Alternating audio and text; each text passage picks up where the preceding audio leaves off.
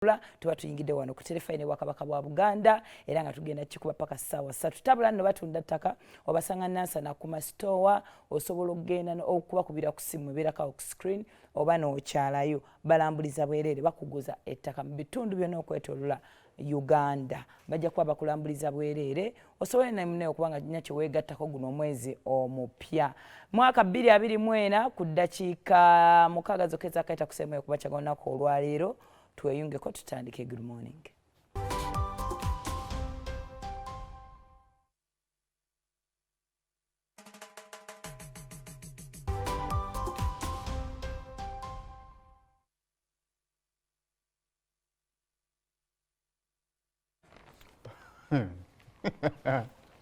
Dr. Engineer.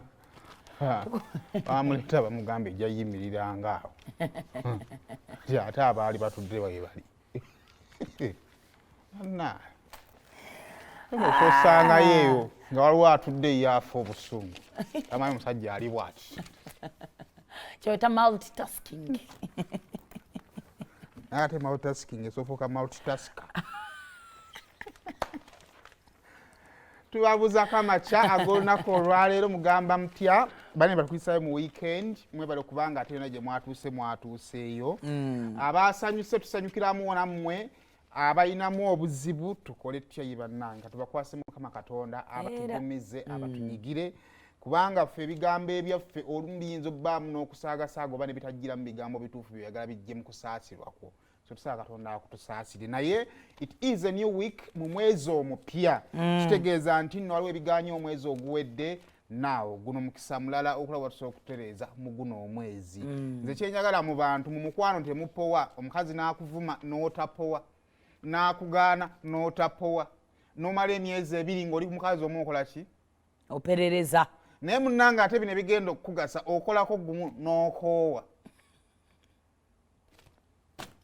Kale mwezi gwa Mutunda mwezi mupya nnyo nnyini ddala ennaku z'omwezi ziri 2 kakati munnaye kuva enjega y'ekiteezi yagwawo twagamba bingi ebyakyukamu.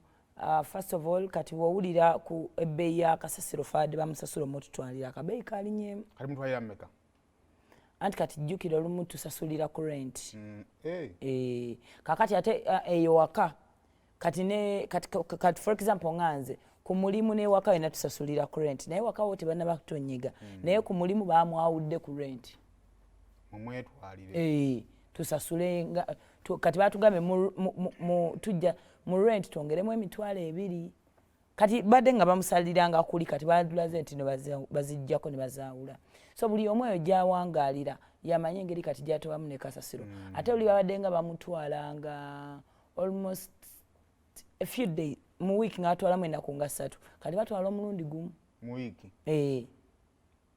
kati mutoba naye so kasasiro afuuse kasasiro owomuteeka debate ekyali nnene tukyali awo kati tumutwale wano webatuwadde temujja muleetayo kati abaana we baddukidde ku social media n'agamba social media nnene nnyo era etuusa obubaka kati tulina exhibition empya eriwo gye bayise Kampala Garbage Exhibition basomesa osobola okuwa ekifaananyi lwaga kasasiro waali twesomesa engeri y'omukuumamu kale tugezaako okusala entoto n'ekyokusomesa kikulu nnyo lwansonga omanyi waliwo omuntu w'omuteekako amaanyi naye nga naye g'omuteekako tolaba kakati kasasiro oyo omulaba nga bw'ali awo asingako buveera naki bani tutandika okufaayo wotuukanga mu kaseera nga ne ssente bw'oba ozina tezikyagasa kitegeeza kati osigaze ekyobugagga kimu magezi go kano ke kaseera tutandike ffe okusooka tulabirire kasasiro nokubanga agenda kutujjulako oba ontegeera tujja kugenda okumalirizanga mu mwaka gumwe gunaggweerako nga tebannasinga tuba kasasiro adire eyinza okufuna solution eri permanent ng'ate tetukyalina buzibu bwa kasasiro kubanga emitwalo egy'ebiri girabikanga ssente entono naye muganda wange nyingi kituufu okubanga jaso egisasulira kasasiro kakati okuva of course Safaya yeyagitandise kati yabadde agamba after sorting my waste bwati ye bwakulaga ayina frame 1 frame 2 and frame 3 engeri gyamusortingamu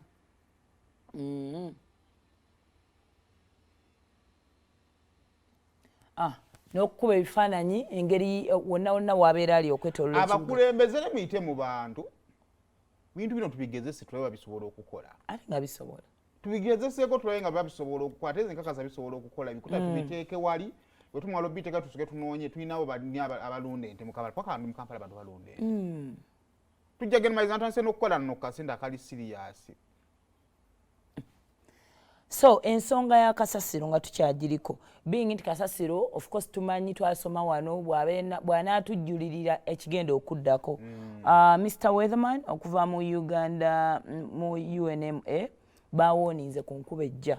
Uganda tulina seasons 2 ez'enkuba esookera ddala ya omwezi gwe tuyita MAM, that is March, April, May. Okay. Yeah. Then netubeera ne season esembayo September, October, November and December. Etonnya wano nga twakatandika almost omwaka era nga tugumalako. Yes. However, Northern Uganda ne Eastern Uganda basobola oku experiencing a season eyokusatu ebeera June, July and August. Makati ya. Siwe wali sebaaseka. Wafa abaaseka eri waabwe nga akolaki. Ngetonya. Kakati bw'owulira nga twogedde ku mboozi ya kasasiro ng'ate tugenda mu rainy season. Kajjampuni abagenda kukola kiki bagamba nti abalagala mu bbwa. Abagenda balagala mu bbwa. Guba gugenda jjabagira. Kasasiro tusobola mugatta na nkuba. Biba birala nnyo. So tulina okweseetinga nga bannayuganda nti by the bino ebintu I don't know whether we've just grown or what. Tebikyali si byakyama. Buli kimu ekyapedi nga tukiraba ate era kijja tukiraba bwe tuti ne kitulya ne tuggwawo. Bw'onoogatta obukyafu kati of course tuwoninga ku endwadde. Kasasiro enkuba egenda tutambuza ne kasasiro bingi nnyo ebisobola okubeera awo. So solution efunibwe ng'obudde bukyali. Naffe nze kyagala nnyo kwesiba kugwe siraba. Solution etandike nnyo naffe. Of course. Kale bwe tweyongerayo bannange simanyi kye tugenda kukola naye waliwo akabenje akaguddewo ekyo tobisobola. Companies kale okufa mukama yagera naye tetulina kufa bulagajjavu. Tonywa butwa kulwokubanga Katonda akutaase.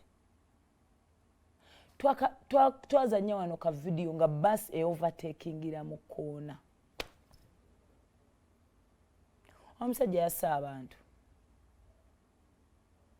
8 bafiiridde mu kabenje ako kyannaku nnyo. Like it overturned emirundi egiwerako.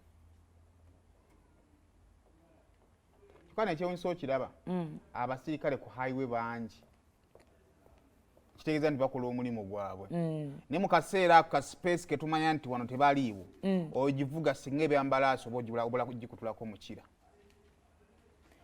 First of all, ne traffic eveeyo ku I don't know. Bageza kati nze kankwekizamu tuwemba nvuga Hoima Road. Nkimanyi kasamalo fuluma Lubigi. Bamanyi abasirikale babeera. Ngenda kuddamu okubasanga ye kati awomba mbasanga wali mukoone liri awagwa kitrailer nga nyingira nkoowe namusera. Haki bali kati wali namusera waggulu wali oba ontegeera. Ne malaawo ne manya kati awo nvuddewo. Nenvuga manyi nti bwe naddamu okubasanga nja basanga kiri kati wakati wa namusera ne kakiri awo njivuga kugifiirako. Kati spirit tugisala lwa poliisi. So si lwa bulamu. Ekigendererwa ekituufu tetukimanyi. Bannange poliisi kiringa ababoda atambala helmet wala poliisi n'agiteekako n'omugamba bw'ofuna akabenje nalina wa boda gwe nali ngamba n'omutwe gwo ne gwabika poliisi yefiirwa. Tobala simanyi naye ndowooza tulina system ya kamera ne system eyandibadde ng'egenda paka waggulu ku kitebe. You can excuse somebody atalina by the way good driving permit. Naye omuntu ayisizza obubi avuga obubi. Kwakana kabenje kagudde mu koona. He was overtaking. Nekizibu okubanga ebbaasi yagenza okugwa kabenje nga tolina gundi zoolabe side zemabega.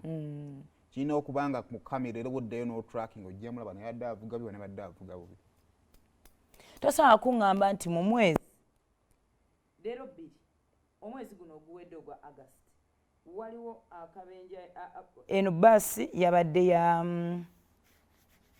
yajjagwa yassa abantu 8 mu nnaku 6 emabega eya pokopoko yagwa mu fort netta abantu 10 around August awo bannaku z'omwezi nga 19 abantu 6 bafiira mu getwe base yagwa Erwengo bannanga babantu bangi kinenemuko so ze kyendowooza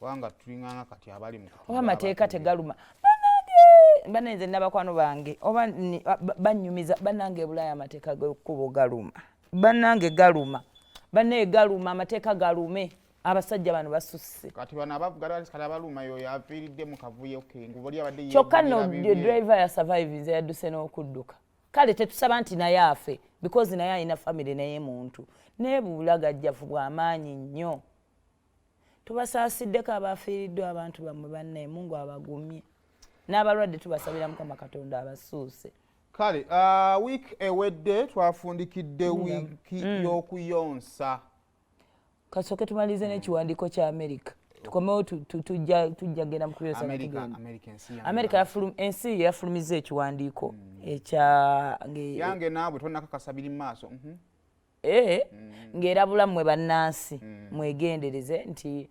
abaafunye warning ya terrorism mu Uganda Kampala kambuza baagala okukuba Uganda basooka kulabula America munnange ekyewuunyisa nze simanyi ky'ekintu oba kikola kitya bwaba tebawoninga before you neera nga bateze baba baagala kasente naye ate era bibeerawo singa wadde nga bawoninga ne bitabeerawo ogamba kale bane baagala okutega leero bonnaayo munakwala munnange abawoni bagambye mbu bafunye bakwitanga kutiisibwa but for them they don't take it for granted bwe batyo mbu wayinza okubeerayo obulamu baganyi mu Uganda era bwe batyo ne bawandiika ekigambo ne baandika ekiwandiiko ekirabula bannansi baabwe of course twali tulina okubuuzaako omwogezi w'amagye tubagamba bino America byewandiika mu temubiraba ne bagamba batya bakulu bw'atyo omwogezi wa UPDF Felix Kulaije n'ategeeza n'agamba nti tabakitwala nga kyakusaaga naye bino ebintu olumu bibeera byakutiisatiisa nawe bannayuganda muli safe mulyoke mukole emirimu gyammwe wadde nga nabo tebatudde basobola mala gakitwala we batyo so buli omu ng'era tujja kuddamu tubagambe places bano banyingira mu tax parks luli twalaba bino ebifo byaffe ebyolukale naddala nga waliwo ebintu ebizimbe ebyenkizo oba emakakkalabizo ag'enkizo bongera okwetegereza oba okitegeera tomanya munnange recent attack gye twafune yali ku CPS ne ku Parliament Avenue kati nzimba lyala okubuuza kakati bino nga America bwevaayo neerabula abatuuze baayo abasitizini baayo abali mu Uganda nti bomba genda tega ne Uganda esobola okuzuula neerabula bannayuganda abali mu America beegendereze wayinza okubeerayo omutujju kubanga ndaate kibaffe yabba okutulabula